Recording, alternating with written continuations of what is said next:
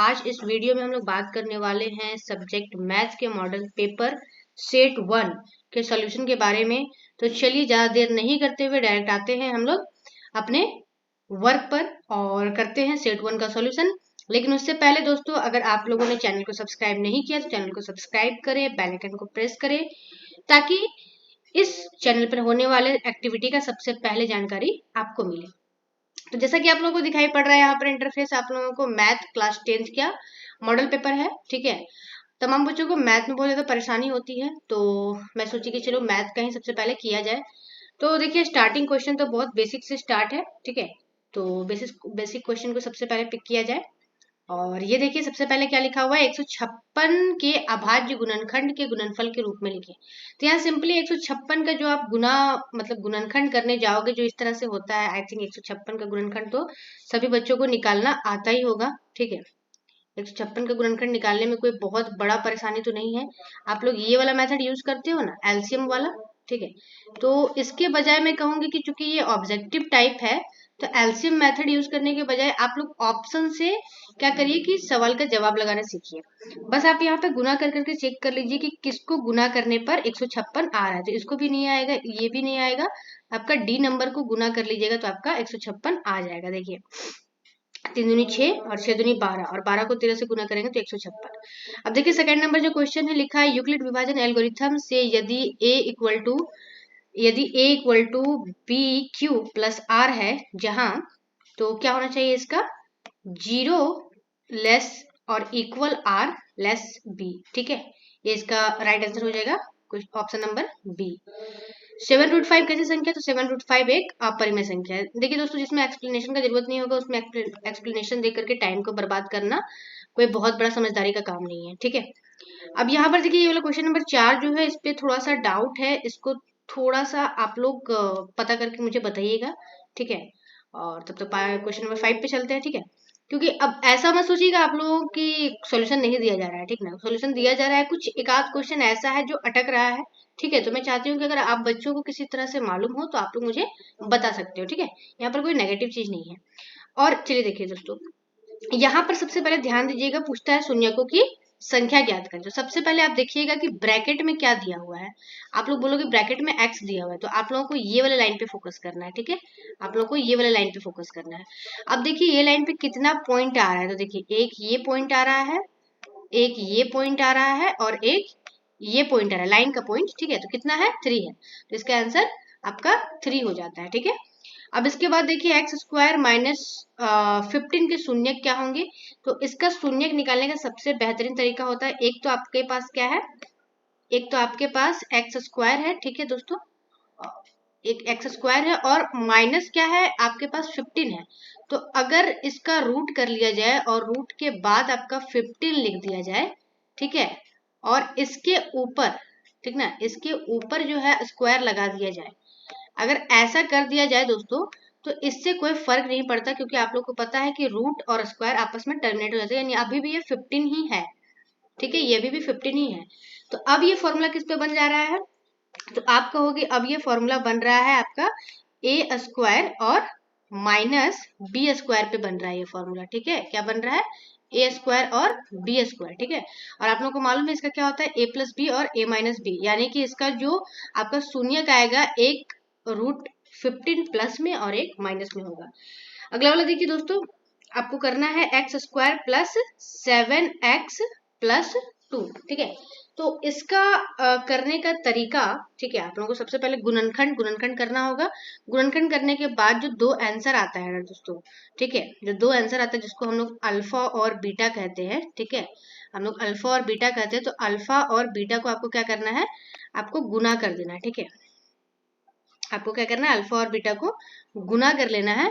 Simply जब आप लोग अल्फा और बीटा को गुना करते हो तो फॉर्मूला क्या बनता है आप लोगों का, c/a है ना, c/a फॉर्मूला बनता है। ठीक है, और ये आप लोगों को निकालना है। ठीक है, तो इससे हम लोगों को कोई मतलब नहीं है, इससे हम लोगों को कोई मतलब नहीं, बस आप लोगों को क्या पता करना है, आप लोगों को बस अल्फा और बीटा पता करना है, यानी इसको सॉल्व करके आपको जो दो आंसर निकलता है ना, एक्स का दो वैल्यू, वो पता करना है, उन दोनों को गुना कर देना है। ठीक है, तो उस तरह से आंसर हम लोग का आ जाता है 2। अगर आप लोग कहोगे कि नहीं इस पर भी हम लोगों को एक्सप्लेनेशन चाहिए तो आप लोग बता देना, ठीक है। मैं देखूंगी अगर किसी पे बहुत ज्यादा एक्सप्लेनेशन की जरूरत होगा तो मैं इस टॉपिक पे सेपरेट वीडियो आप लोगों के लिए बना दूंगी, ठीक है। अब देखिए दोस्तों, यहाँ पर बोला है कि इस पे फोकस करिएगा आप लोग, ठीक ना, ये वाले पे फोकस करिएगा बस, ठीक है, कि A1 बट्टा A2 है और ये नॉट इक्वल टू है B1 बट्टा B2 का। तो ऐसी स्थिति में हमेशा अद्वितीय हल होता है, ठीक है। अब बात करते हैं इसको सॉल्व करें, तो इसको सॉल्व करने का बहुत अच्छा तरीका है, ठीक है। आप लोग देखिए, ये जो पहला लिखा हुआ है ना, ये पहला 9 ये x का वैल्यू है, ये 5 है ये y का वैल्यू, तो आप लोग रख के देखिए, यहाँ पे 9 यहाँ पे 5 रखेंगे तो 14 आ जाएगा, ठीक है। यहाँ पर देखिए 9 में से 5 जाएगा तो 4 आ जाएगा। ऐसा और कोई ऑप्शन है? ऑप्शन से खेलिए, ठीक है दोस्तों। उतना निकालने का कोशिश करने का जरूरत नहीं है, ठीक है, कि इसका पहले हम समीकरण 1 मानेंगे, इसको समीकरण 2 मानेंगे। डायरेक्ट ऑप्शन दिए तो ऑप्शन से खेलने की कोशिश करिए, ठीक है। चलिए आगे बढ़ते हैं। अब पूछ रहा है रैखिक समीकरण के युग्म असंगत हो। अगर किसी रैखिक समीकरण का युग्म क्या है, असंगत है, तो वो हमेशा समानांतर रेखा होती है, ठीक है। अब यहाँ पे द्विघात समीकरण कौन सा है, तो आप लोगों को मालूम होगा द्विघात समीकरण का फॉर्म क्या होता है। द्विघात समीकरण का फॉर्म होता है आप लोगों का ax स्क्वायर प्लस bx, ठीक है, ax स्क्वायर प्लस bx और प्लस में होता है आप लोगों का c, ठीक है। प्लस में आप लोगों का क्या होता है, c इक्वल टू 0। तो आप लोगों को बस सिंपली क्या करना है, यहाँ पर सॉल्व करके चारों ऑप्शन को देख लेना है और जो भी इस फॉर्म में आ जाता है, ठीक है। ये देखिए, ये मसलन ये रहना जरूरी है। कभी कभी ये नहीं आता है चलेगा, ये नहीं आता है चलेगा, बट स्क्वायर रहना चाहिए आप लोगों का, ठीक है। तो सॉल्यूशन करके आप लोगों को देखना है, ठीक है, क्योंकि आप लोग ऐसे देख सकते हो सभी पे स्क्वायर लगा हुआ है। अब देखिए दोस्तों, ये वाला चीज आप लोग याद रखिएगा, ठीक ना, ये बहुत ही इंपॉर्टेंट चीज है। मैं एक बार में बता दे रही हूँ, आप लोगों का बहुत सारा क्वेश्चन सॉल्व हो जाएगा इस चीज से। डी अगर बराबर 0 रहता है, ठीक है, डी अगर बराबर 0 रहता है, ठीक है, डी अगर बराबर 0 रहता है तो इसका जो मूल होता है ये वास्तविक और समान होता है, ठीक है दोस्तों। डी अगर बराबर क्या रहता है, 0 रहता है, तो इसका मूल क्या होता है, वास्तविक और समान होता है। और एक बात साथ ही साथ कि डी का वैल्यू अगर जो है वो ग्रेटर देन है, ठीक है, डी का वैल्यू क्या है, ग्रेटर देन, किससे ग्रेटर देन, तो 0 से अगर ग्रेटर देन है डी का वैल्यू, तब उसका आंसर आता है वास्तविक और असमान। ध्यान दीजिएगा, जब बराबर 0 रहेगा तो समान, यानी कि दोनों का आंसर सेम आता है, ठीक है। और जब डी बड़ा रहता है 0 से तो असमान, यानी दो को जो आंसर आता है आप लोग का लास्ट में जब डी निकलता है वो दोनों अलग अलग निकलता है। और साथ ही साथ दोस्तों ये भी ध्यान दीजिएगा कि अगर डी जो है ये छोटा है आपका 0 से, दैट मीन्स अगर माइनस में है तो ये काल्पनिक होता है, नहीं अवास्तविक, रियल होता ही नहीं इसका मूल, ठीक है। तो देखिए यहाँ पर आप लोगों से सिंपल डी का फॉर्मूला पूछ दिया है, तो डी का फॉर्मूला आप लोगों का हो जाता है बी स्क्वायर माइनस 4ac। अब देखिए दोस्तों, यहाँ पर यही सवाल पूछ दिया जो अभी मैंने आप लोगों को बताया था, ये वाला कि डी अगर छोटा हो 0 से छोटा करने का मतलब माइनस में हो, तो क्या होगा, ये काल्पनिक। देखिए काल्पनिक लिख दिया यहाँ पे, हालांकि हम लोग चैप्टर पढ़े हैं तो वहां पर अवास्तविक होता है, बट यहाँ पे काल्पनिक लिख रहे हैं, तो इस चीज को भी गौर करिएगा, ठीक है। आगे बढ़ते हैं, कौन एपी है, तो एपी पहचानने का सिंपल सा तरीका होता है कि हर एक को उसके अगले वाले से घटा करके देखिए। 2 में 4, मतलब 2 से 4 कैसे आया होगा, 2 जोड़ने पर 4 से 8 कैसे आया है, 4 जोड़ने पर, तो पहला में 2 जोड़ने पर, दूसरा में 4 जोड़ने पर, अंतर सेम नहीं है, तो अंतर सेम केवल यहाँ पर मिलेगा, तो इसलिए ये आंसर हो गया। अब यहाँ पर देखिए दोस्तों, बोल रहा है कि इसमें क्या आपको निकालना है, ए निकालना है और डी निकालना है, ठीक है। तो ए तो यही वाला होता है, तो देखिए कितना चालाक है एग्जामिनर भी, ठीक है। सारे ऑप्शन में 3/2 3/2 3/2, तो सबसे पहले तो डी को हटा दीजिए, क्योंकि ए तो यही होता है ना, और यहाँ माइनस लगा दिया तो डी हट गया सबसे पहले। अब बोल रहा है कि डी निकालिए, तो डी कैसे निकलता है, तो डी निकलता है आप लोगों का क्या बोलते हैं, A2 में से हम लोग A2 में से A1 को माइनस कर लेते हैं ना, A2 में से A1 को माइनस कर लेते हैं, तो नीचे में 2 ही है, 3 में से 1 घटा दीजिए, नीचे में सबका 2 ही है ना, 3 में से 1 घटा दीजिए तो 2 आएगा, 2/2 यानी 1, यानी ये वाला आपका डी का आंसर है और इधर वाला आपका ए का आंसर, यानी ऑप्शन नंबर सी। 10 से 250 के बीच 4 के कितने गुणे, 10 से 250 के बीच 4 के गुणे, यानी 4 का टेबल, ठीक है। तो 10 के जस्ट बाद 12 ऐसी संख्या है जो 4 का टेबल में आता है, ठीक है। 2 संख्या आप लोगों को लिखने की जरूरत है, 12 फिर 16, ठीक है। और इसके 250 से जस्ट पहले आइए, 250 से जस्ट पहले कौन सा संख्या 4 से कटेगा, तो 248 जी हाँ दोस्तों, 248 कटेगा। ठीक है, तो यहाँ से आप लोग फॉर्मूला बस बनाइए। कितने पद पूछे हैं ना, कितने गुणज है, दैट मीन्स कि नंबर पूछा है आप लोगों से। तो यहाँ पर से आप लोग को a मिल जाएगा, दोनों को माइनस कर दीजिएगा, d मिल जाएगा, और ये आखिरी पद हो गया यानी an मिल गया। तो यहाँ से आपको n आराम से मिल जाएगा 60। ठीक है दोस्तों, और ये देखिए ये सबसे इजी होता है। देखिए यहाँ पर ये जो लाइन दिया हुआ है ना, ये जो लाइन दिया हुआ है यही डिसाइड करता है। क्या लिखना है आप लोगों को, एडी, एडी बट्टा बीडी, यानी कुछ इस प्रकार से। दोस्तों मैं बस थोड़ा थोड़ा हिंट कर दे रही हूँ आप लोगों को कि अगर आप लोग का तैयारी नहीं है तो आप लोगों को काफी इससे हेल्प मिलने वाला है दोस्तों। और बदले में बस आप लोगों को यही चाहूंगी कि आप लोग चैनल को सब्सक्राइब करिए। ठीक है, ताकि हमारा भी कुछ फायदा हो, हम लोग भी थोड़ा सा मोटिवेट हो और आप लोगों को इसी तरह से हेल्प करते रहें दोस्तों। ठीक है, तो इसको सिंपली जैसे फिगर दिया हुआ है वैसे लिख लेना है, ए डी बट्टा बी डी इक्वल टू। ठीक है, उसके बाद आप लोगों को लिखना है क्या, सिंपली ए ई लिखा हुआ है। ठीक है, यहाँ पर देख सकते हो दोस्तों, एक मिनट सॉरी, यहाँ पर आप लोग देख सकते हो दोस्तों ए ई लिखा हुआ है। ठीक है, और बट्टा ई सी। ठीक है, बट्टा में क्या लिखना है आप लोगों को, EC लिखना है, और जो जो वैल्यू दिया हुआ उसको लिख करके आप लोग को क्या करना है, क्रॉस मल्टीप्लाई कर देना है। एक का वैल्यू निकल आएगा 2 सेंटीमीटर। ठीक है दोस्तों, क्वेश्चन नंबर 19। ठीक है, इसको आप लोग मैं कहूंगी रिमेम्बर कर लीजिए, इसको 4:1 होता है। ठीक है, हाँ 20 नंबर भी मैं अभी ड्यू रख रही हूँ। ठीक है, इसका आंसर भी मैं पिन करूंगी। ठीक है, 21 नंबर पे आते हैं, तो 21 नंबर पे देखिए मूल बिंदु से दूरी, दूरी से दूरी आप लोगों को मालूम होगा। ठीक है, तो उसके अकॉर्डिंग इसका आंसर डी हो जाता है। अगर कोई एक लाइन है उसको 20 से बराबर भागों में तोड़ा जाए तो जितना ये होगा उतना ही ये होगा। अगर ये मान लीजिए 4 सेंटीमीटर है तो ये भी 4 सेंटीमीटर होगा, यानी अगर कट करेंगे तो वैल्यू 1:1 का आएगा। ठीक है, इसको आप लोग सॉल्व करिएगा। ठीक है, वैल्यू 0 आता है, आप लोग को मान रख करके सॉल्व करना है। 24 नंबर का आपका बी हो जाता है। ठीक है, 25 नंबर का आपका 4/5 हो जाता है। ठीक है, 26 नंबर भी आपका, चलिए क्वेश्चन नंबर 25 हो चुका है। उसके बाद क्वेश्चन नंबर 26 पे आते हैं। तो क्वेश्चन नंबर पे कह रहा है, भूमि के एक बिंदु से जो मीनार के पाद बिंदु से 30 मीटर की दूरी पर है, मीनार के शिखर के उन्नयन कोण 60 डिग्री है, तो मीनार की ऊंचाई, तो इसका आंसर आएगा आपका 30√3 मीटर। ठीक है, 27 नंबर को भी मैं पिन करूंगी। ठीक है, ये चूंकि क्वेश्चन ये जितना भी मैं पिन करने के लिए ना, ये 6 चैप्टर से रिलेटेड, मैं सोच रही हूँ इस पर कोई सेपरेट वीडियो बनाऊंगी। ठीक है, इसलिए मैं डायरेक्ट इसका आंसर बताकर नहीं छोड़ना चाहती।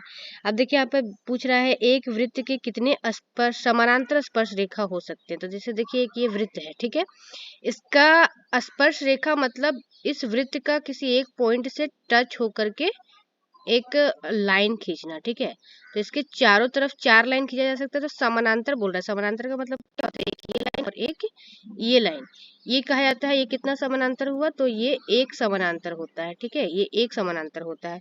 तो उस प्रकार यहाँ पर वाला और यहाँ पर वाला एक समानांतर हुआ, और ये वाला कुल मिलाकर कितना समानांतर हुआ, 2। तो 2 समानांतर रेखा खींची जा सकती है। ठीक है, उसके बाद है, एक बिंदु Q से एक वृत्त पर स्पर्श रेखा की लंबाई 24 सेंटीमीटर है तथा Q की वृत्त से दूरी 25 सेंटीमीटर है, वृत्त की त्रिज्या क्या होगी। ठीक है, तो यहाँ पर ये वाला फिगर आप लोगों को ड्रॉ होता है। ठीक है, और यहाँ पे एक सेंटर मान करके एक हम लोग केंद्र, एक बिंदु Q से वृत्त पर स्पर्श रेखा की लंबाई, एक स्पर्श रेखा हम लोग ये बनाते हैं।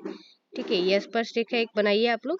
ठीक है, और उसके बाद इसका जो है वो लंबाई लिया जाता है। ठीक है, और इस प्रकार से यहाँ पे पाइथागोरस लगता है, और पूरा इसको सॉल्व करिएगा तो आप लोगों का 7 सेंटीमीटर आंसर आएगा। ठीक है, बस क्लू दे दे रही हूँ कि किस टाइप से सॉल्व होगा। ठीक है, सॉल्व आप लोगों को पूरा तरीके से करना है। अब यहाँ पे देखिए, यहाँ पे त्रिज्या दिया हुआ है। ठीक है, त्रिज्या दिया हुआ है, और उसके बाद क्या कह रहा है कि वृत्त के एक त्रिज्याखंड का क्षेत्रफल ज्ञात करें जिसका कोण 60 डिग्री है। तो त्रिज्याखंड का क्षेत्रफल होता है थीटा बट्टा 360 गुने पाई आर स्क्वायर होता है। ठीक है, थीटा बट्टा 360, तो थीटा क्या है आप लोग का 60 है। ठीक है, थीटा मतलब डिग्री आपका 60 है, और बट्टा में होता है आप लोगों का 360। ठीक है, बट्टा में क्या होता है 360, और गुने होता है पाई आर स्क्वायर। तो पाई का वैल्यू जब कुछ नहीं दिया हुआ है तो हम लोग अपने से एज्यूम करते हैं क्या, 22/7। ठीक है, अपने से एज्यूम हम लोग कर लेंगे 22/7 और गुने pi R square. Pi R square ना, तो आर कितना है आप लोगों का 36 है, आर 6 है, तो 6 का स्क्वायर करेंगे तो कितना हो जाएगा, 6 का स्क्वायर करने पे ये हो जाएगा आप लोग का 36 हो जाएगा। ठीक है, यहाँ पे लिख दे रही हूँ 36 हो जाएगा।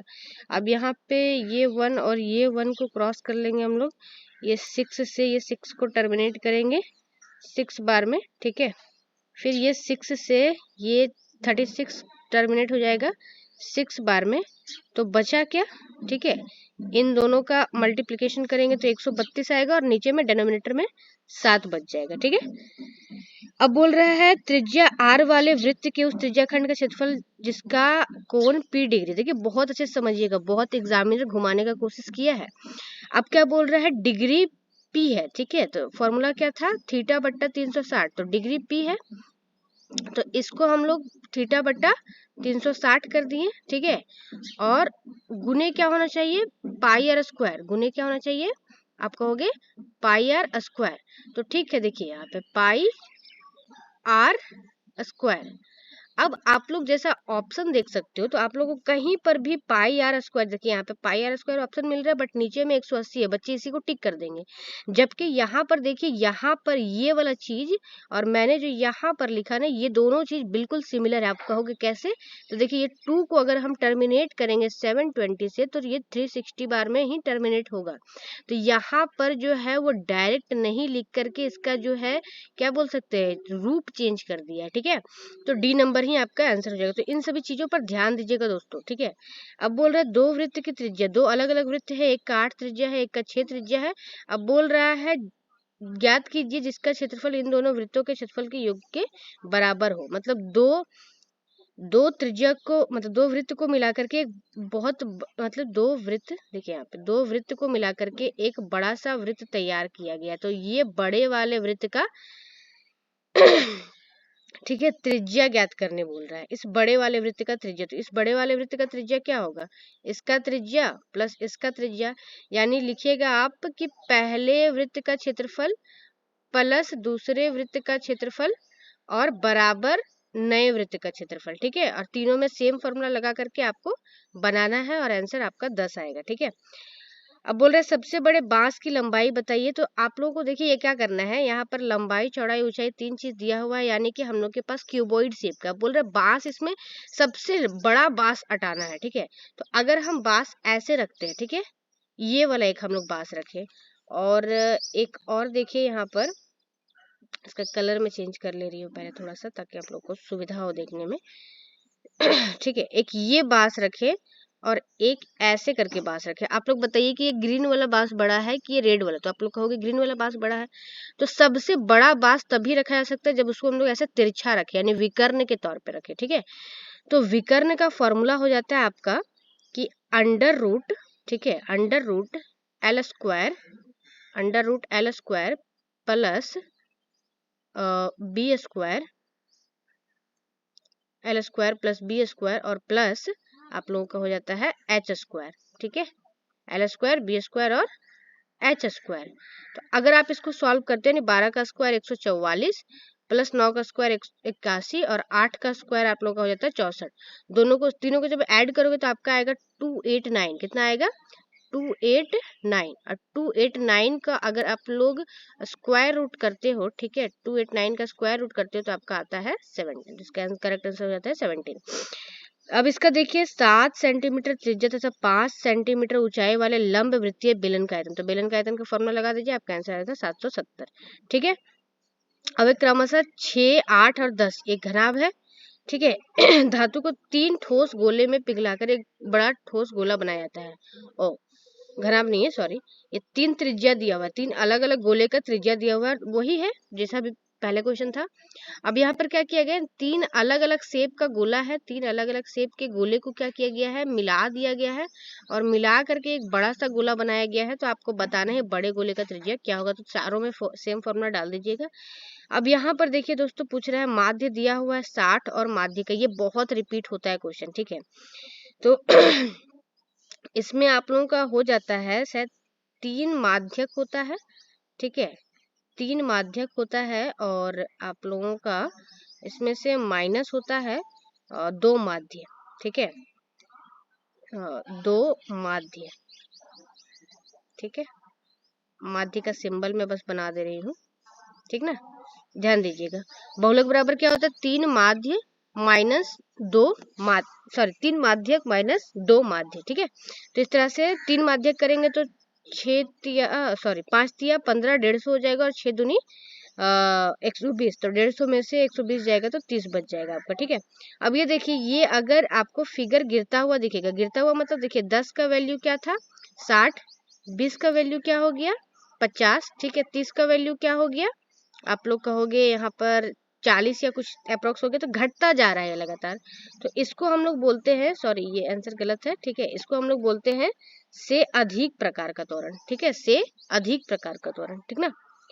अब देखिए 39 नंबर पे प्रायिकता का क्या घटना नहीं हो सकता। प्रायिकता में आप लोगों को हमेशा मालूम होगा कि टोटल वाला जो आता है, टोटल वाला वैल्यू नीचे लिखते हैं। जब टोटल वाला वैल्यू नीचे लिखते हैं तो कभी भी जो है वो क्या बोल सकते हैं हम लोग, माइनस में तो आ ही नहीं सकता प्रायिकता का आंसर, क्योंकि प्रायिकता में क्वेश्चन कैसा रहता है कि 4 कंचे 1 कंचे निकालेगा तो कुछ भी तो निकाला ही जाएगा ना, तो माइनस में कभी भी आंसर इसका नहीं आता। तो दोस्तों अब हम लोग बढ़ चुके हैं अपने आखिरी क्वेश्चन की तरफ, और देखिए यहाँ पर लिख रहा है 2 खिलाड़ी संगीता और रेशमा टेनिस का मैच खेलते हैं, या ज्ञात कीजिए कि संगीता द्वारा मैच जीतने की प्रायिकता 0.62 है, ठीक है, जीतने की प्रायिकता 0.62 है, तो रेशमा के जीतने की प्रायिकता क्या होगी। अच्छा, संगीता द्वारा मैच जीतने की प्रायिकता इतना है, तो रेशमा द्वारा मैच जीतने की प्रायिकता क्या होगी। तो आप लोग को कुछ नहीं करना है, रेशमा को जीतना का बोल रहा है यानी संगीता का हारने का बोल रहा है, तो आप लोगों को 1 में से माइनस कर देना है 0.62 को, 1 में से किसको माइनस कर देना है 0.62 को, ठीक है,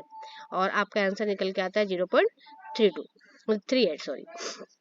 आई होप आप लोगों को वीडियो अच्छा लगा हो, ठीक है, एक्सप्लेनेशन समझ में आया हो, जहाँ पे समझ नहीं आया हो, कोई एरर दिख रहा हो तो आप लोग बता सकते हो, और अगर अच्छा लगता है तो कमेंट करके ये भी बता सकते हो कि हाँ बढ़िया था, ठीक है।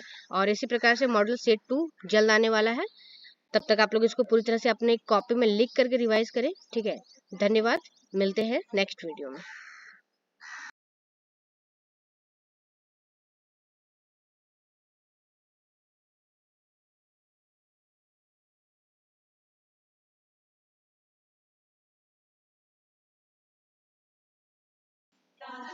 क्वेश्चन बनता है, उसके बाद आते हैं 25 से